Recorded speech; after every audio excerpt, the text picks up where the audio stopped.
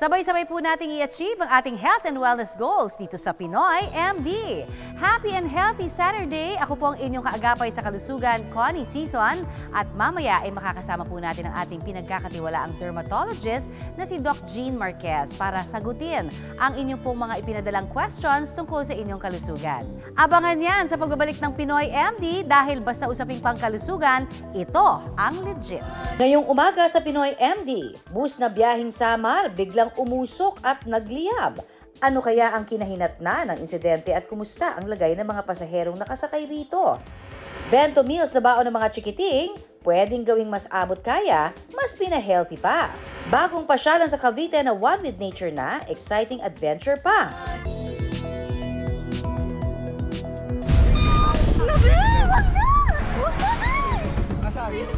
Sa social media, ito ang sumiklab na video.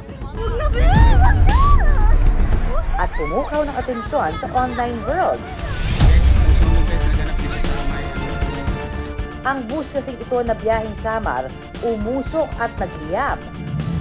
Ano kaya ang kinahinatnan ng insidente at kumusta ang lagay ng mga pasaherong nakasakay rito? Abangan mamaya. Samantala, narito muna ang ating dermatologist na si Doc Jean para sagutin na nga po ang ilang mga usaping pangkalusugan na ipinadala ninyo sa ating FB page. Good morning sa iyo, Doktora! Good morning, Connie. And of course, good morning po sa ating nanunood ngayon sa Pinoy MD. Question number 1. Eto nga, normal lang daw ba, Doc, sa isang 23-year-old na marami ng varicose veins? Ano ba kaya ang pupwedeng gawin dito para hindi na lumala? Ang tanong mula kay John Umali. Alam mo dyan, ang varicose veins actually, they start to appear during the mid-20s, 40s, and as you grow older, the chances of having it mas tumataas, no? Pero talagang nakakakita talaga tayo ng mga varicose veins at that age, no? Kung kaya't napaka-importante talaga na once na you see those varicose veins pa lang, pwede mo na siya kaagad ipatreat by doing sclerotherapy na tinatawag. Wherein we're injecting sclerosing solution para magsara yung mga varicose veins na yan, para wag na lumaki. And of course, there are a lot of preventive measures para wag na mag-worsen, no? You have to be mobile, always moving. Hindi ka pwedeng 2 hours nakaupo lang, 2 hours nakatayo na hindi ka gumagalaw. You have to continually move those muscles in your legs. And of course, kapag ikay natutulog, you can put up your legs sa, halimbawa, sa isa or dalawang unan para ma-relieve yung pressure dun sa iyong binti. Para sa mga babae naman, yung mga nag-hormonal therapy, well, we have to be careful kasi maaari tayong mas prone to develop varicose veins, and of course, you have to lose weight, no? Para maiwasan din yung pagkakaroon ng varicose veins.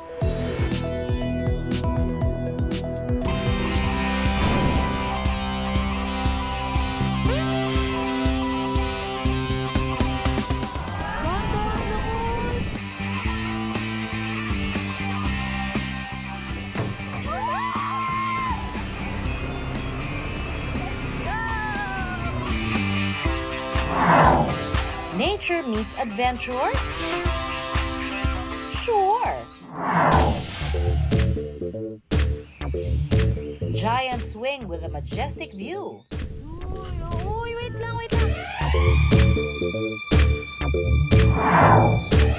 Kayaking na sobrang relaxing.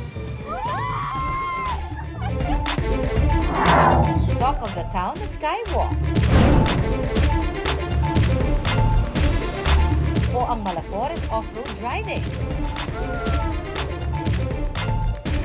Yan ang ating dadayuhin sa Cavite. Simula ng bagong taon kasama ang pamilya, kung saan one with nature na, may kasamang adventure pa.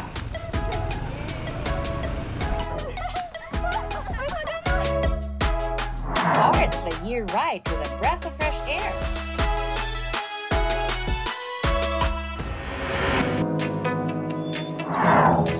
Hingang malalim dahil sa bagong pasyalang ito sa Cavite, ang sasalubong sa iyo, skywalk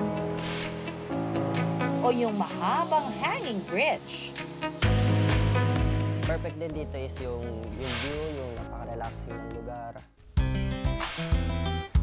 Sulit naman daw ang kaba Dahil ang iyong makikita, ang tanawing ito na pagkaganda-ganda. Karamihan po sa ating mga syudad, talaga pong di naman natin ikakaila na polluted na. Pagpunta po nyo dito, makakalangha po kayo ng sariwang hangin. Kaya naman ito ang piniling puntahan na magkasintahan ng sina Jolo at Cherry. Dumayo po kami dito kasi mansari po namin. Nakita rin po namin sa social media na marami nga pong adventures like ATV, kayaking, and ang kakaiba pa po doon ay yung hanging bridge nila na may glass. Dito ko siya naisip dalhin kasi mahilig siya sa nature. Napasama na rin ako kasi yung gusto niya, gusto ko na rin. Aakalain mong simpleng tulay lang ito na may habang 160 meters. Ikinokonekta rin ito ang bayan ng Naik at Maragondon. At para extra challenging, Yung bridge po, lahat po sila parang puro kahoy. Ngayon dito may mga glass and makikita mo talaga yung scenery. at kung naitawid mo na ang Skywalk Hanging Bridge, pwede ka nang mag-post ala Diwata sa kanilang Diwata Giant Swing. Uy, Toy, huwag niyong lalapsan. Basta huwag kang tutungo, ha?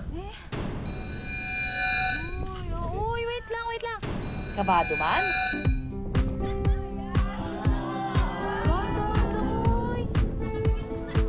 Asa Diwata, pak! Aura!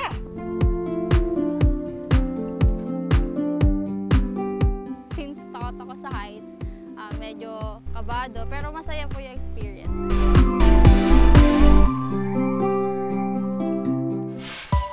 At kung takot sa heights, pwede pa rin i-enjoy ang tanawin at sariwang hangin with their floral swings. Para naman sa mga palaban, halina't magbanat-banat ng buto at subukan ng high rope adventure.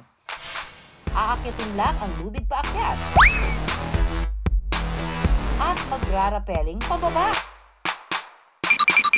Yakang-yaka! Train your core body muscles, lalo na itong abdomen, saka yung back natin. Aside from that, natitrain din yung upper body muscles kasi para makaakyat ka dun sa high rope, you have to climb the rope essentially, no? So natitrain yung upper body muscles, especially your chest, your shoulders, your arms. Ang magbabarkada namang ito, dito na nag-reunion. Last year po kasi kakagraduate lang namin, October. And kami po mga magkakabarkada, hindi pa talaga kami nagkakita-kita last year. Ang kanilang trip, makita up close ang forest view.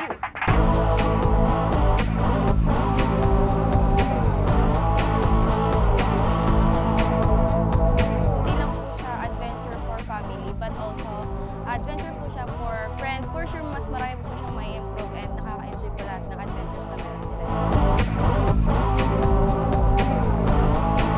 Kaya naman ang road trip na magkakaibigan, off-road driving gamit ang ATV.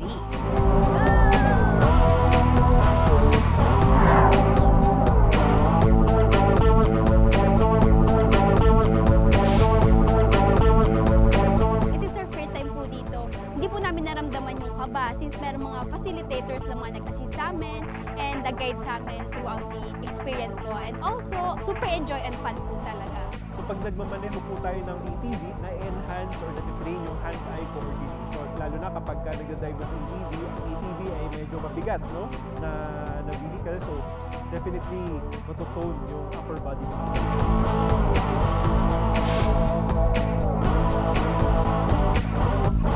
At dahil napasabak sa putik at madulas na daan ang magkakaibigan, it's about time to relax.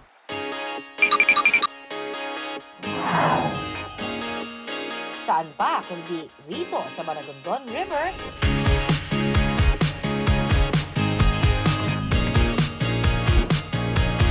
na perfect for crystal kayaking.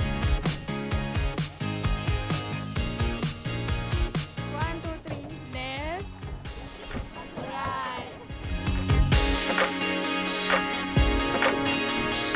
Di na raw kailangang lumipad pa Boracay o Palawan.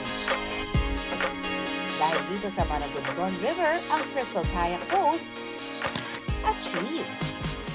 Yung core muscles natin, like yung abdomen and yung lower back natin, matitrain din when doing kayaking. Ang Ang pasyalang ito in na in din sa mga chikiting. May giant crocodile. At go-kart na.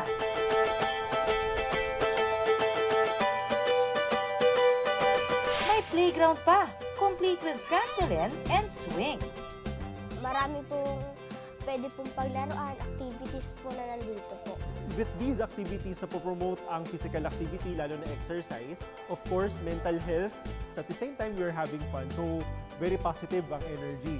And at the same time, it also enhances or makes sure that the immune system is functioning well. Sa dami ng mga activities, tiyak na magugutom kayo. Kaya, diretso na tayo sa house garden na ito para mag-harvest ng gulay para ilahok sa paluto. Fresh from the farm to table.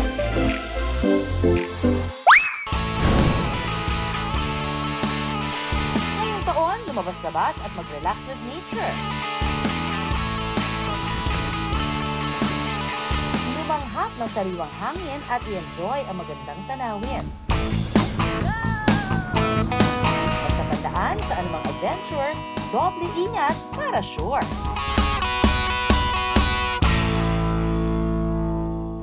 Balik muna tayo sa tanong ng ating mga kapuso. Doc, ano raw ba ang gamot sa bulutong tubig? Mula naman kay Jaira Surica.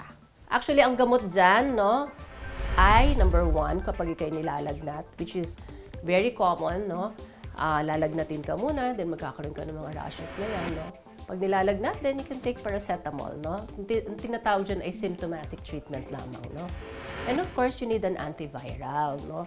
Which is acyclovir, no? That's the one that we give to control yung growth or yung pagdami ng mga virus na yan, no? And of course, kung meron ka ring mga sugat, we put already mga antibiotic creams to prevent a secondary infection. And no, sometimes kung may mga pagtutubig, nilalagyan natin na tinatawag na saline compress or it could be salt and water na mixture, no? Para maghupay yung mga butlig-butlig. But of course, kapag ikay nagtutuklap na or nagpipil na yung mga lesions na yan, very contagious ka pa rin, no? And dapat talaga umiwas ka sa mga buntis, no? Umiwas ka na makahawa ka. And yung mga marks na yan, yung mga marka na iniiwan ng chickenpox, that's the one that actually bothers most of the patient, no? Kasi nga malalim yung mga marka. So pwede ka nang pumunta sa dermatologist kapag naghilom na yan kasi may mga laser treatments and mga pamahid that will help clear those scars away.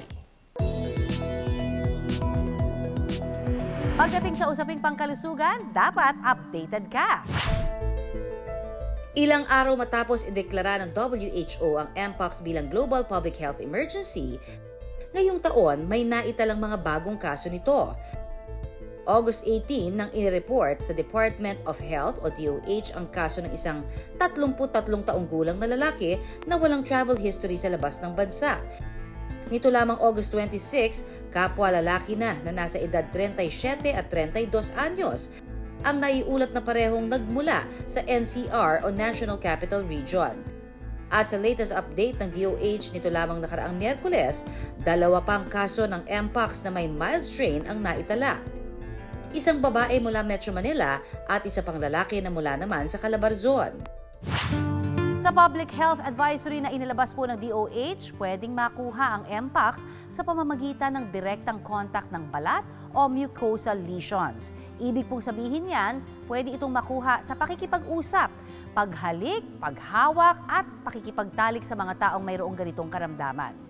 Now, with heightened awareness and increased detection by our dermatologists and other primary care providers, nakikita natin ngayon yung ating mga cases na most likely nandyan naman sa paligid. Maaari din itong makuha sa pamamagitan ng paggamit sa kontaminadong bedding, damit, utensils at iba pang mga bagay na nahawakan ng taong nagpositibo sa Mpox. Sa abiso ng World Health Organization, ang mga taong positibo sa Mpox kadalasang nakararanas ng panghihina at pananakit ng ulo, pananakit ng kalamnan, pamamaga ng kulani at sore throat. At ang pinakamalalang sintomas ay ang paglabas ng skin rash o mucosal lesions na sinusundan ng lagnat.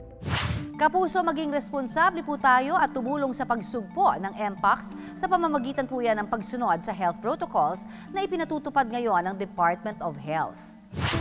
Ugaliin pa rin ang madalas na paghuhugas ng kamay gamit ang sabon at tubig. Mag-sanitize ng mga kamay gamit ang alcohol-based hand sanitizer. Siguraduhin ding may sapat na airflow sa inyong mga tahanan. Iwasan ang contact sa mga taong may Mpox o nakitaan ng sintomas ng Mpox infection. At takpan ang bibig tuwing uubo o babahing. Samantala, ngayon pong Sight Saving Month, paalala ng DOH mahalaga ang eye health at pwede hong maiwasan ang paglabo ng mata o yung pagkabulag. Sa World Report on Vision ng WHO noong 2019, umabot na nga po sa 2.2 bilyong katao ang may problema sa paningin sa buong mundo. 1 billion po dito ay may mga kasong po pwede raw pa sanang maiwasan. Sa Pilipinas, nananatiling cataract o katarata ang pangunahing dahilan ng panlalabo ng mata ng karamihan sa mga Pilipino. Ayon sa Philippine Eye Disease Study ng Philippine Eye Research Institute noong 2018, tinatayang nasa lagpas 1 milyong Pilipino o 1.06% ng total population ang may katarata. Ang katarata ay ang pag-cloudy ng ating lens sa loob ng mata. So, hindi ito nasa labas, kundi nasa gitna ng ating mata. Ang pinaka-number 1 cause ng cataract ay aging. So, lahat ng tao, 50 years old and above, no, magkakaroon na ng dahan-dahan ng pagkakaroon ng katarata. Ang sakit na katarata pwedeng nasa dugo raw at namamana. Maaari din itong makuha mula sa isang aksidente kapag tinamaan ng mata. At pwede ring komplikasyon sa sakit na diabetes. Cataract, wala ka masyadong napapansin kundi panlalabo ng paningin. Kaya kala mo, kailangan mo lang ng eyeglasses, yung ganon. Walang pain kasi ang lens ng ating mata, wala yung pain fibers. No? It's all about panlalabo ng paningin. Ang eksperto, may payo para makaiwas sa eye irritation at katarata. Number 1, ang malakas na talagang makakapag-cause ng cataract natin is yung UV light. Para maiwasan, mag-wear kayo ng proper sunglasses. Ingat sa pagkain din. Pati alcohol at saka sigarilyo. Kasi yung mga na-emit dyan o yung mga iniinom natin, meron niyang effect din sa metabolism ng ating katawan. At yan po ang Pinoy MD latest updates. Tandaan, basta usaping pangkalusugan, dapat alerto at updated ka. Back to our Facebook question, Doc Jean, may gamot daw ba sa ingrown? Question naman yan na pinadala ni Kent Pasadas. Kapag merong ingrown ang isang tao, yung nail plate na tinatawag, actually it's pressing on dun sa laman, no? Or dun sa tinatawag na nail bed, no? So nagkakaroon ngayon ng swelling, no? Dahil natutusok niya ito. And of course, sometimes, kadalasan nagkakaroon ng infection, no? So usually when patients come to us, no, yung ingrown toenails na yan ay namamagana at infected. So what we do is we give mga anti-inflammatories like paracetamols or mga ibuprofens or NSAIDs na tinatawag. And of course, we give them antibiotics. And then pagkatapos nun, pag humupa na yon, then we can actually remove, no, those mga tinatawag na mga ingrown nails, no? So we can remove them by nail avulsion na tinatawag.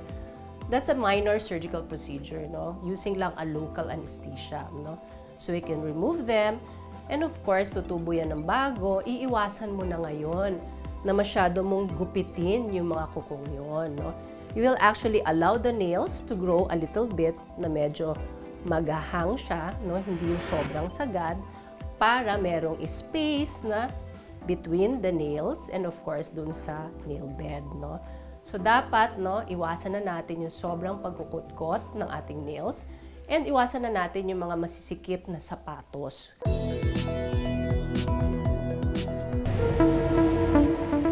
Sa Pilipinas, ang bus po ang isa sa pangunahing mode of transportation ng ating mga kababayan. Pero papaano kung yung dapat na maghahatid sa iyo ng ligtas, siya palang magiging mitsa ng iyong kapahamakan? Isa si Elmer sa mga pasahero ng bus. Pauwi siyang Tacloban. Tuwing umuwi po ako ng Tacloban, lagi po ako nagbabas kasi mas mura po kaysa sa aeroplano. Hunyo nitong taon nang isang naglalagablab na peligro ang kinaharap ni Elmer at ng iba pang mga pasahero. Sunog guys, sinasakyan namin bus dito guys. Ang sinasakyan nilang bus, bigla na lamang huminto, umusok at nagliyab.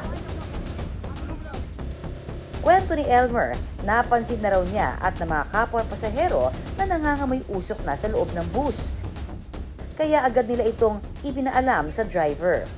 Medyo malakas na po yung usok, saka po hininto yung bus, tapos nagsibabaan na yung tao hanggang sa nataranta sila.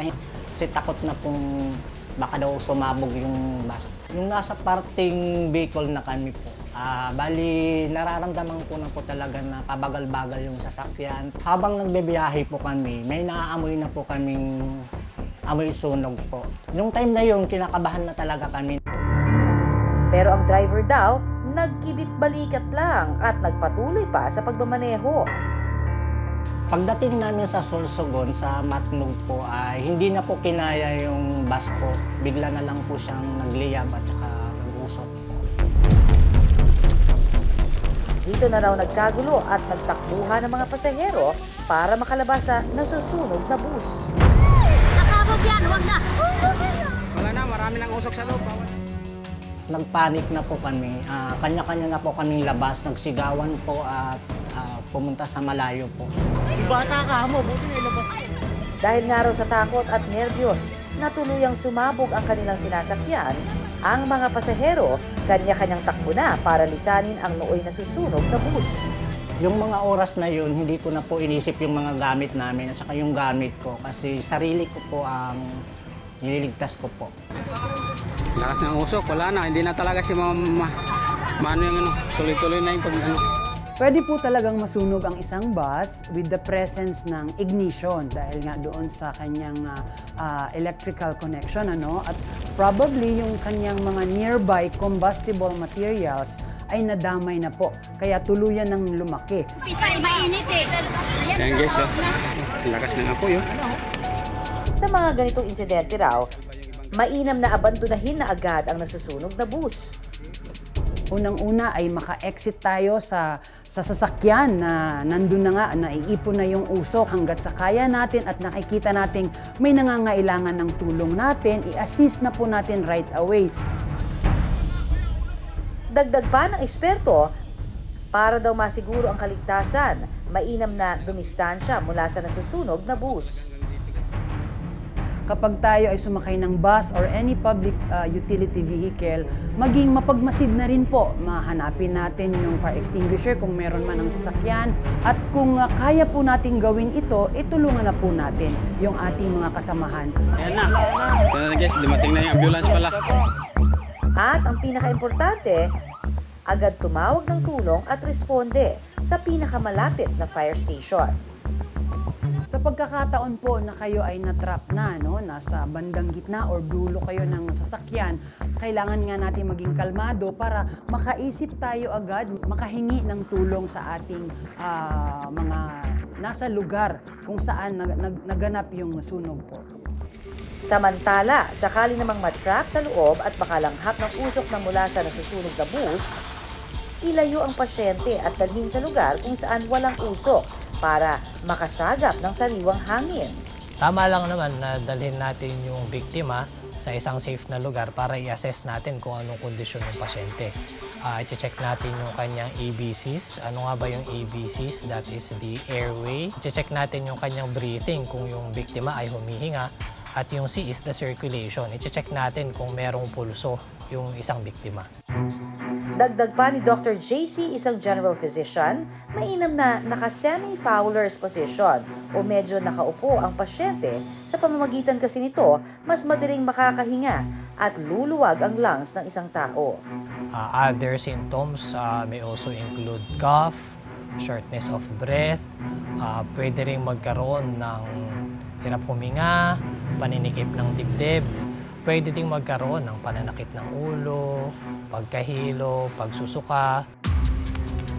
Sakali namang unconscious o walang malay ang pasyente, agad na magsagawa ng CPR.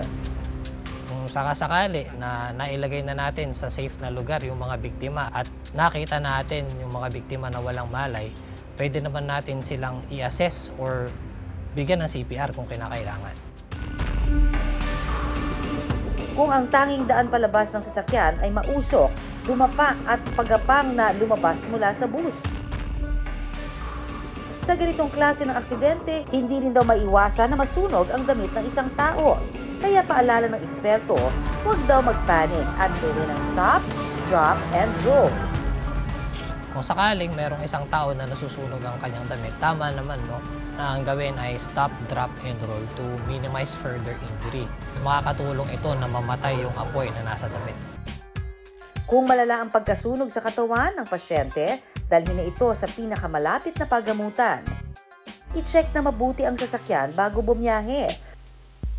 Huwag na huwag po natin yung kakaligtaan, lalong-lalo na kung malayo ang ating ibabiyahe. Kaya napakainam po na i-check natin ang ating sasakyan bago tayo bumiyahe.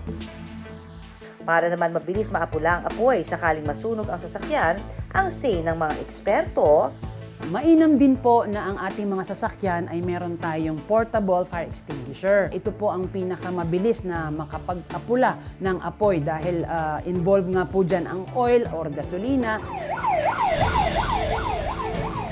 Ayon kay Senior Fire Officer Rene Ariate ng Bureau of Fire Protection, Matnog, Sorsogon, electrical problem ang sanhi ng pagkasunog ng bus.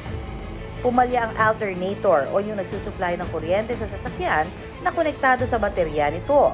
Wala namang naiulat na nasawi at nasaktan sa 46 na pasaherong lulan ng bus na nasunog.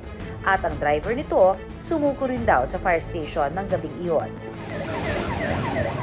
Bali lahat ng pasahero, wala naman po silang nasaktan. Hindi naman po biglaan pero nakalabas din kami ng ligtas. Sobrang lungkot kasi hindi naman namin nakuha talaga yung mga gamit namin na iba.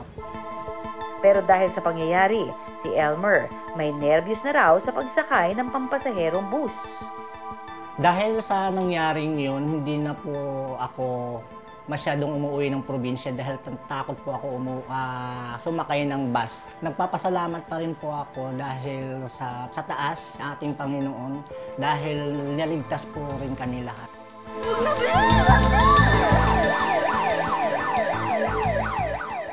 Kapuso, sa bawat biyahe, mainam ho na maging mapagmatsyag at alerto po tayo para ligtas. At paalala sa mga driver at operator ng bus o anumang sasakyan, dapat siguraduhing ligtas at nasa kondisyon ang sasakyan bago po tayo bumiyahe. Para syempre safe at happy ang bawat arangkada. Eto na ang ating last question for you, Doc Jean. Ano raw kaya itong problema sa balat ng kanyang anak? Ano raw kaya yung mabisang gamot para dito? Alright, ang nakikita natin ngayon sa iyo ay pamumuti ng mga patse, no? So, I'm not really totally sure kung ito ba yung tinatawag na pityriasis alba or which is just parang a faded whitish patch that can occur sa mga taong who have dry skin, who have atopic dermatitis or asthma of the skin. But there is also a possibility that could be also vitiligo, no? Dapat talagang mas masilip natin ito. We usually use a dermatoscope or a parang illuminated na magnifying, no? Na parang gadget to really see the depth or yung lalim ng pamumuti na to, no? But as I see it now, pwedeng it's between pityriasis alba, no? Which is hindi naman talaga delikado, no? This could also be because of yung dryness of the skin. Kapag meron kang dryness of the skin, yung scaly patch na meron ka ay actually hindi pumapasok doon ng araw. So yung mga areas na normal, yun ang nangingitim. At yung mga areas na dry, namumuti siya. Hindi nagpe-penetrate ang araw. Kung kaya't merong mga uneven skin color ang pamumuti. Especially, this occurs actually after a sun exposure. Or pag nag-beach ka, bigla itong nagiging obvious. Kapag ito naman ay vitiligo, we will have to also examine the hairs, no? Kapag namumuti yung mga areas ng hairs, may halong pamumuti ng mga buhok, maaaring ito ay vitiligo.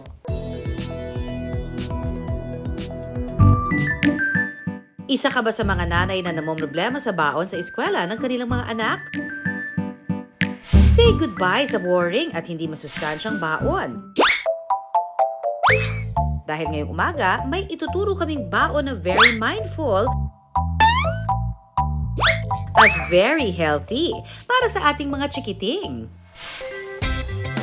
Everyday struggle na raw ng 36 anyos na si Mami Alin ang pag-iisip ng baon for the day para sa kanyang 2 anak.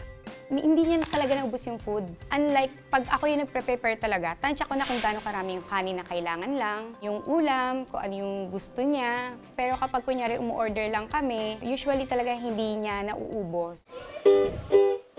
Picky eater o mapili kasi sila sa pagkain. Eldest ko, merong time talaga na ayaw niya explore yung isang food. Siyempre kami, gusto namin explore yung different variety ng food na kinakain din namin. Para mas mapagtuunan ng pansin ang nutrisyon ng kanyang mga anak, si Mami Alin nadiskubre ang paggawa ng bento. Hindi talaga ako yung nagprepare ng food sa amin. Working mom ako dati. So, nag-start akong magbento 2020. Nahirapan akong mag-prepare ng food kung ano yung mga ipapakain sa anak ko. Kasi hindi naman ako yung typical na nanay na talagang marunong magluto. Mga Kapinoy MD, ang salitang bento ay mula po sa bansang Japan na ang ibig sabihin daw ay convenient or ready-to-eat na baon. Anytime, anywhere. Pero mga mami at daddy, ayon sa mga eksperto, importante rin na pasok sa pinggang Pinoy ang pagkain ni bagets, ha? Yan po yung tinatawag nating Go, Glow at Grow Foods. Si Go, ito po yung nagbibigay ng lakas at enerhiya para sa mga bata. So, mga halimbawa po nito, yung kanin, pasta, mga root crops katulad ng kamote at gabi. Grow food naman, mga pagkain na mataas sa protina. So, tinutulungan po nito, i-build ang muscles at i-repair din po ito. So, mga halimbawa naman, chicken, mga karne, itlog at mga beans tulad ng munggo at ng garbanzos. Para sa Glow Food, ito po yung mga pagkain mayaman sa nutrients at minerals at makikita po ito sa gulay at prutas katulad ng malunggay, kalabasa, banana at ng watermelon. Paalala din ng nutritionist and dietitian na si Sofia Ermac, sa bawat meal, mahalaga na pantay-pantay ang portion ng 3 food groups na ito. So if ever medyo napaparami or sumusobra yung Go Food, doon na nagkukos yung pagtaas ng timbang and eventually ayaw po natin mangyari yun kasi form of malnutrition pa din po siya. Mapili sa mga pagkaing ihahain sa bento ng kanyang mga chikiting. Mantakin ba naman ninyo ang tokwa at puso ng saging? Kaya niyang magicin at gawing bento pambaon ng kanyang mga bagets. Ang ating baon of the day, tokwa at puso ng saging patty with fruits and veggie bento box. Good morning mga Kapinoy MD! Ngayon, tuturuan ko kayo kung paano gumawa ng bento box para sa inyong mga chikiting. Ihanda lang daw ang mga sumusunod. Rolling pin at cling wrap na pambalot ng kanin. Food picks, nori puncher, white rice, kaunting ketchup at mayonnaise, soy sauce, dragon fruit, nori o seaweed, at ang fried tokwa at puso ng saging patty. Kuha lang tayo ng portion na yung sakto lang kayang kainin ng mga anak natin na rice. Konting toyo lang. Ihalo ko na siya sa rice. Pero kung may brown rice kayo para sa pagkain nyo, pwede natin gamitin yung brown rice natin. Pwede rin gumamit ng dragon fruit bilang natural na pangkulay sa kanin.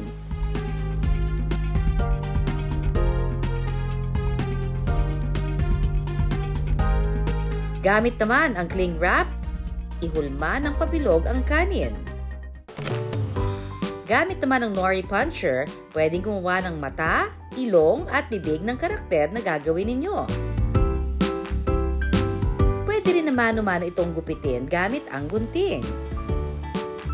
Sunod namang gamitin ang ketchup at mayonnaise pandagdag sa detalye at kulay ng karakter. I-assemble lang at syempre, huwag kalimutang ilagay ang gulay at prutas.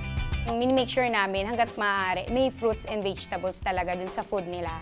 Kahit pakunti-kunti.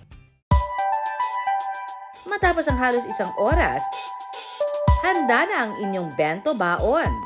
Yung tofu po sa protein po yun. And sa puso po ng saging sa vegetables po na pwedeng maipasok. And sa glow food, protein kasi nabibuild sila ng muscle. So, syempre kapag bata, continuous yung development sila. So, kailangan nila mag-build ng muscle. So, kailangan talaga nila ng protein or yung glow food. Dahil makulay at healthy, nakasanayan na raw ng mga chikiting ang mga ganitong lutuin. Tuwan-tuwa sila. Minsan nagre-request pa sila ng character, Mami, gawin mo si ganito. Si ganyan gawin mo. Kasi nga, parang nainganyo silang kainin. Natutuwa sila. At saka parang na-amaze sila kasi nakikita nila yung mga pinapanood nila sa TV na nagagawa ko ng character dun sa bento nila. Masarap yung food na ginawa ni Mami. Masarap. At cute. May panda na rice. And there's more food. And some gulay. Dapat kumain ka ng gulay dahil magiging malakas ka. Ang sekreto nga raw para masigurong masustansya ang baon ng mga chikiting, gawing mas makulay ang mga ihahain. Ayon sa mga eksperto, malaki raw ang naitutulong ng makukulay na karakter sa pagkain para ganahan kumain ng mga bata. So, yung bento box po kasi, ino-offer nito na magiging presentable yung pagkain ng mga bata. Nakita natin na nagkaroon ng improvement sa kanilang food intake at saka ginanahan yung mga bata na kumain kasi mas enjoyable at mas fun yung kanilang mga plates. So, mas nagiging masustansya na yung kinakain nila. Pagdating ko pa lang sa school, magsusundo ako, sasabihin kagad nila, Mami, naubos ko yung baon ko. So, sinasabi ko, good job. From preparation hanggang sa paano nila kainin, ano sa kanya yung fulfillment. Kasi syempre, naubos nila yung food na pinipare ko. Dagdag pa ng registered nutritionist and dietitian, hindi lang dapat masustansya, kundi dapat malinis din ang paghahanda ng pagkain para ligtas sa mga bata. Una-una, malinis yung kamay natin and also lahat ng mga gamit kailangan malinis, tsaka yung mismong food kailangan malinis at makuha natin yung tamang temperature ng kanilang pagkain. Ang food, recommended na tumagal siya sa room temperature na mga around 2 hours, so ayaw natin na lumagpas pa doon. I-pre-prep na natin, i-pre-cut na natin yung mga vegetables and store na natin sa ref. Huwag din daw sanayin ng inyong mga estudyante sa pagkain ng junk foods. Yung junk foods po kasi very high in calorie siya. Konti lang yung nutrients na nabibigay niya. So, kailangan para sa development nila, kailangan talaga healthy yung makakain nila. So, ibig sabihin, kailangan siksik sa nutrients. Hindi ako nahihirapan sa kanila magpakain ng kahit anong food na ngayon. Kahit talbos pa yan ng kamote, yung mga talagang green leafy vegetables, kinakain na talaga nila. Hindi na ako nahihirapan mag-isip ng ulamin namin araw-araw. Ang paggawa ng bento baon talaga namang mabusisi. Kaya A for effort ang grado para sa mga mommy na sinisigurong masustansya ang baon para sa mga chikiting, ganado at laging healthy. Samantala, nakaisang oras na naman po tayo, mga kapuso. Salamat po sa lahat ng mga tumutok at gumising na maaga para samahan tayo at hopefully, na-inspire namin kayong lahat maging fit and healthy. Hanggang sa susunod na Sabado, mga kapuso, magkita-kita po tayo mula 6 in the morning hanggang 7 in the morning. Ako po ang inyong kaagapay, Connie Season, nagpapaalala na iisa lamang ho ang ating katawan, kaya dapat lamang natin itong pangalagaan.